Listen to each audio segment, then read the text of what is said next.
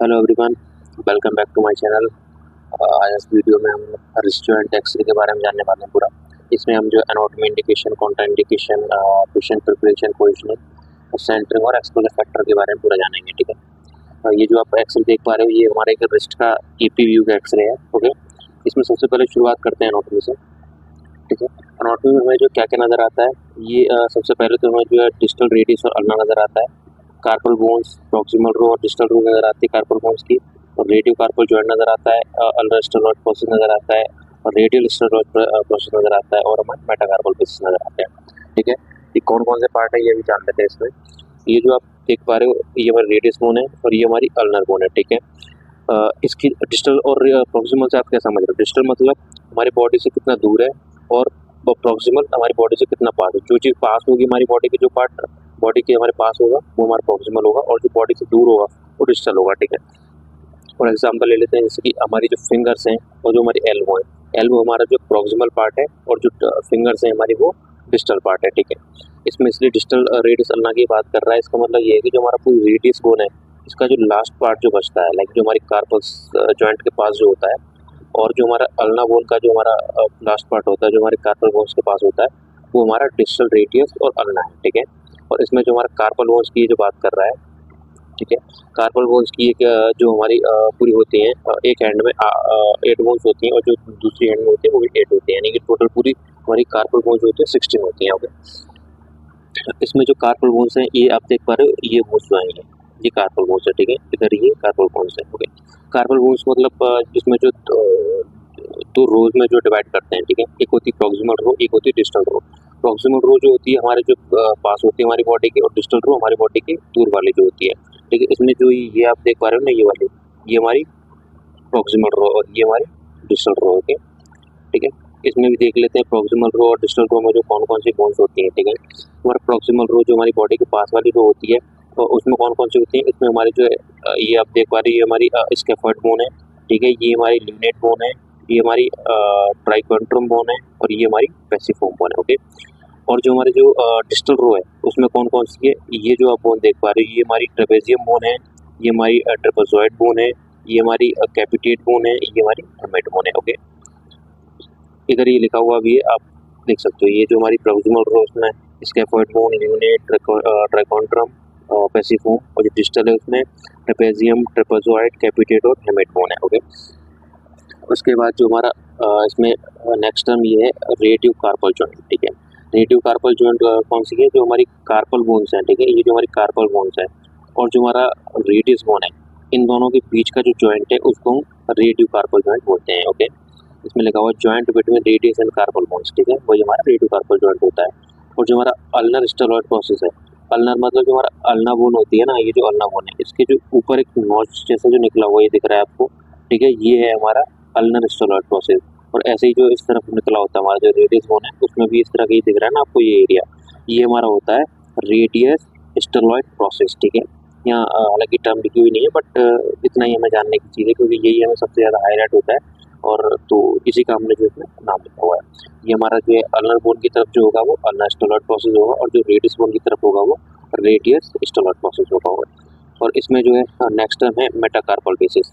ये जो हमारी है रेडियस अल्ना बोन हो गई, ये हमारी कार्पल बोन्स हो गई, और देन ये जो आपको ऊपर दिख रही है ये हमारी मेटाकार्पल बोन्स है। Okay, metacarpal. ओके, इसमें बेसिक क्या रिलेशन है इसका, तो जो हमारी मेटाकार्पल जो बोन है उसका जो लास्ट जो हमारा पार्ट है, जो हम प्रॉक्सिमल पार्ट बोलेंगे अपना विद रिस्पेक्ट टू बॉडी बोलेंगे, तो प्रॉक्सिमल पार्ट हो जाएगा। ओके, क्योंकि हमारे पास है ना बॉडी के, तो ये प्रॉक्सिमल पार्ट हो जाएगी। जो प्रॉक्सिमल पार्ट है हमारे मेटाकार्पल्स के, उसको हम जो मेटाकार्पल बेसिस बोल रहे हैं। ओके,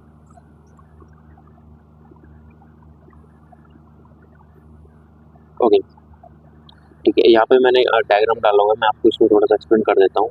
ये जो आप देख पा रहे हो ये हमारी कार्पल बोन्स है, और ये हमारा रेडियस बोन है। ठीक है, इन दोनों के बीच का जो जॉइंट है ये हमारा कौन सा जॉइंट है, रेडियो कार्पल जॉइंट। ठीक है, और इस तरीके से जो यहाँ पे आप देख पा रहे हो ये हमारा जो मेटाकार्पल है। ठीक है, मेटाकार्पल, मेटाकार्पल का जो ये प्रॉक्सिमल पार्ट देख पा रहे हो आप, ये वाला, ये हमारा कौन सी होगी, बेस पार्ट हो गया। ठीक है,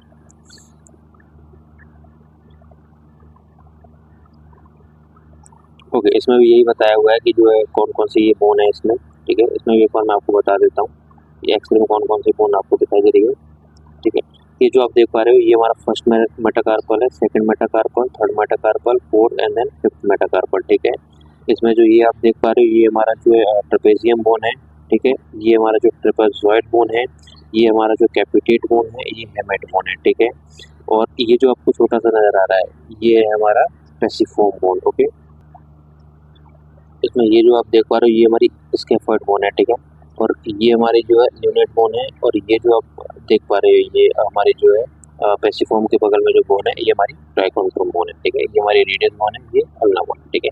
ये जो हमारा नीका सॉरी यही हमारा जो रिस्ट का एक्सरे, इसमें जो हमारी सारी बोन्स जो नजर आती है, इस पे लिखा हुआ है ये सारी बोन्स है इसमें, ठीक है। इसमें इंडिकेशन की बात कर लेते हैं, इंडिकेशन क्या क्या है इसमें जो है, ठीक है। कब जो हम ये रिस्ट का एक्सरे कराएंगे, इसमें सबसे पहले तो जो पेन अगर हो, स्वेलिंग वगैरह हो रखी हो रिस्ट में तब कराते हैं, ठीक है।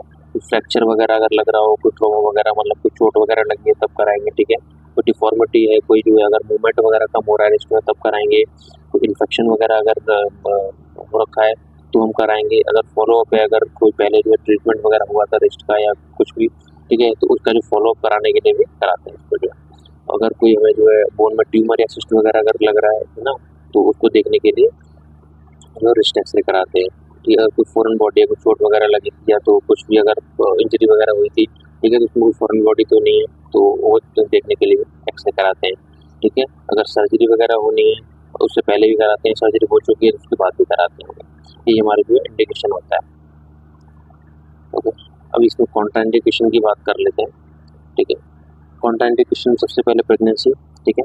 अगर कोई वुमेन है, प्रेग्नेंट है, तो उसका जो हम बिल्कुल भी एक्सरे नहीं करेंगे। एक्सरे हमें पता है जो है कितना जो है हार्मफुल होता है बॉडी के लिए, तो हमें प्रेग्नेंट वुमेन का बिल्कुल भी एक्सरे नहीं करना है, ठीक है। अगर करना है तो उसके लिए एक अलग प्रोसेस होता है, उसके लिए हमें जो पीएनडीटी फॉर्म वगैरह भरना होता है, ठीक है। उसके लिए हमें जो पूरा एक्सरे करने से पहले पूरा एब्डोमेन एरिया जो होता है उसको लेड एप्रन से कवर करना होता है, ठीक है। अगर ज़रूरत है बहुत ज़्यादा तो ही हम कर सकते हैं, बाकी ज़रूरत नहीं है तो फिर हम एक्सरे बिल्कुल भी नहीं करेंगे।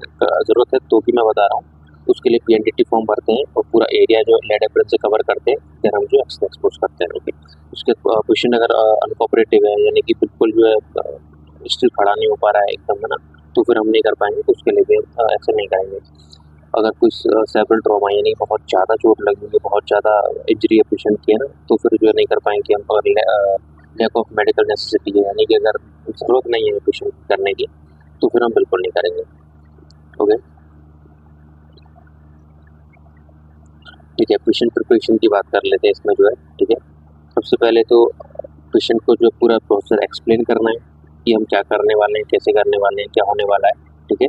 उसके बाद जो पूरी मेटल आइटम्स वगैरह हैं तो वो रिमूव करवाएंगे। अगर हाथ में कुछ भी उंगली में अंगूठी वगैरह पहनी हुई है, हाथ में कोई चेन वगैरह अगर पहनी हुई है इसमें, तो वो रिमूव कराएंगे, ठीक है। क्लोथ वगैरह चेंज कराएंगे अगर ज़रूरत होती नहीं है उसमें जो चेंज कराने के लिए, क्योंकि रिस्ट काम कर रहे हैं तो उसमें क्लोथ का कोई इन्वॉल्वमेंट होना तो होता नहीं है, ठीक है। और प्रेगनेंसी चेक करेंगे सबसे पहले तो, ठीक है। पूछ लेंगे पेशेंट का जो एलएमपी वगैरह जो लास्ट मंथ का पीरियड वगैरह कब आए थे, ठीक है, वो चीज़ पूछेंगे पेशेंट जो अगर फीमेल पेशेंट है तो। और लास्ट में जो पेशेंट को एकदम स्टिल रहने के लिए बोलेंगे, ठीक है, जिससे कि वो मूवमेंट ना करे, ठीक है। अभी पोजिशनिंग की बात कर लेते हैं, ठीक है। इसमें जो मेनली जो पीए व्यू, लेटरल व्यू और स्कैफोल्ड व्यू हमारे रेस्टोरेंट के लिए होते हैं, ठीक है। इसमें पीए व्यू के लिए बात कर लेते हैं, पोस्टीरियर एंटीरियर व्यू। इसमें क्या है कि पेशेंट का सबसे पहले तो जो हमें बिठाना है, ठीक है। उसकी आर्म को जो है टेबल पे एकदम रेस्ट पोजिशन में जो है रखना है, ठीक है। उसमें क्या है कि पाम जो है हमारा पेशेंट का, वो हमारा जो है डिटेक्टर की तरफ फेस करना चाहिए, ठीक है। और फिंगर्स जो हमें एकदम स्ट्रेट रखनी है, एकदम रिलैक्स रखनी है, ठीक है। और जो हमारा जो रिस्ट का फोर आर्म है वो हमारा जो एकदम डिटेक्टर के ऊपर एकदम फ्लैट होना चाहिए, ठीक है। और देन जो हमारा सेंटर जो है हमारे इसमें वो पहुँचने के लिए, ये आप ये देख पा रहे हो ना, ये इमेज में अगर ये देख पा रहे हो ना, इसमें क्या किया हुआ है हमने, जो हमारा जो पेशेंट को एकदम बिठाया हुआ है और जो हमारा पाम है जो हमारा डिटेक्टर की तरफ नीचे कर रखा है, और जो हमारा फोर आर्म है वो रिलैक्स हमने जो है कराया हुआ है, एकदम स्ट्रेट में रखा हुआ है, ठीक है। और देन जो सेंटरिंग है जो हम इसमें करते हैं वो हम जो कैपिटेट बोन पे करते हैं, ठीक है। कैपिटेट बोन पे करते हैं, या फिर बोल सकते हैं जो हमारा कार्पल का जो मिड एरिया जो होता है कार्पल बोन का, उस पर हम सेंटरिंग कर सकते हैं, ठीक है। वैसे कैपिटेट बोन ये वाली होती है, ये मैंने मार्क लगाया हुआ है, ये कैपिटेट बोन होती है, यहीं पे हम सेंटरिंग करते हैं, ठीक है।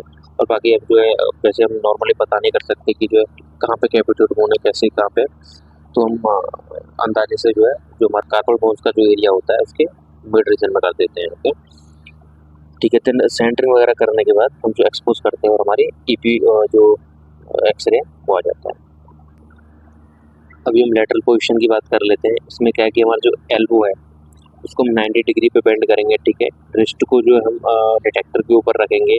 इसमें क्या है कि हमारा जो एक अल्नर साइड है, यानी जो साइड हमारी अल्ना बोन है उसको हम डिटेक्टर के ऊपर रखेंगे, और जो साइड हमारे रेडियस बोन है उसको हम ऊपर करेंगे, यानी हमारा थंब ऊपर की साइड होना चाहिए, जैसे कि इस वाली इमेज में दिखाया हुआ है, ठीक है। इस तरीके से हम रखेंगे, ओके। और जो हमारा फोर आर्म है उसको जो स्ट्रेट रख के उसको रेस्ट मतलब एकदम रेस्ट पोजीशन में डिटेक्टर के ऊपर रखेंगे, ठीक है। इसमें हम जो सेंटर करते हैं वो हमारा जो है रेडियल स्टेलॉट प्रोसेस पे करते हैं। रेडियल स्टेलॉट प्रोसेस मैंने पीछे आपको बताया था, एक अल्नर स्टेलॉट प्रोसेस बताया था, एक रेडियल स्टेलॉट प्रोसेस बताया, ठीक है। उस एरिया में करते हैं, मैंने यहाँ मार्क भी किया हुआ है इस एरिया में। ये जो है ये जो एरिया आपको दिख रहा है ये हमारा रेडियल स्टेलॉट प्रोसेस है, ओके। बाकी अगर हमको समझ नहीं आता है तो हम कार्पल बोन्स की सेंटर में भी सेंटरिंग कर सकते हैं ना, बिल्कुल जो मिड एरिया होता है कार्पल बोन्स का उसमें सेंटरिंग कर सकते हैं, ठीक है। फिर सेंटरिंग करने के बाद हम एक्सपोज कर सकते हैं। इसके बाद अब हमारा स्कैफोल्ड व्यू है, ठीक है। स्कैफोल्ड व्यू को हम जो अल्नर डेविएशन व्यू भी कहते हैं, ठीक है, अल्नर डेविएशन व्यू।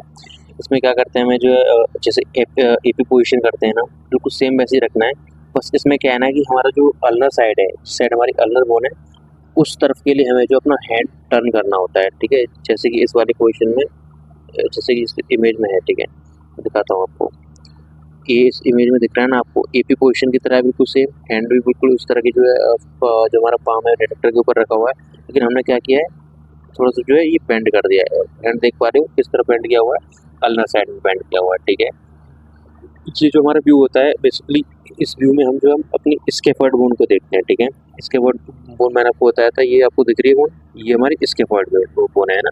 और इस पोजीशन में स्कैफोल्ड बोन को देखते हैं, इसलिए स्कैफोल्ड बोन पर ही हम सेंटरिंग करते हैं, ठीक है। सेंटर कहाँ करते हैं, हम स्कैफोल्ड बोन पर करते हैं, ठीक है। स्कैफोल्ड बोन पर सेंटर करके देन हम जो है एक्सपोज कर देते हैं, ओके ठीक है। अब एक्सपोजर फैक्टर की बात कर लेते हैं इसमें, ठीक है। एक्सपोजर फैक्टर में जो हम केवीपी रखते हैं इसमें 50 से 60 केवीपी तक रखते हैं, ठीक है। और एमएएस हम जो है 2 से लेकर के 5 एमएस तक रखते हैं। और जो हमारा डिस्टेंस रहता है हमारा जो डिटेक्टर और एक्स ट्यूब के बीच में वो हमारा 100 सेंटीमीटर तक रहता है। और बाकी इतना ही था इस वीडियो में, ओके। और वीडियो अगर अच्छी लगी तो आप लाइक कर सकते हो, ठीक है। और ऐसी अगर वीडियो और आप देखना चाहते हो और भी सारे एक्सरे की व्यूज सब देखना चाहते हो तो आप चैनल को सब्सक्राइब कर लेना, okay. Thank you very much.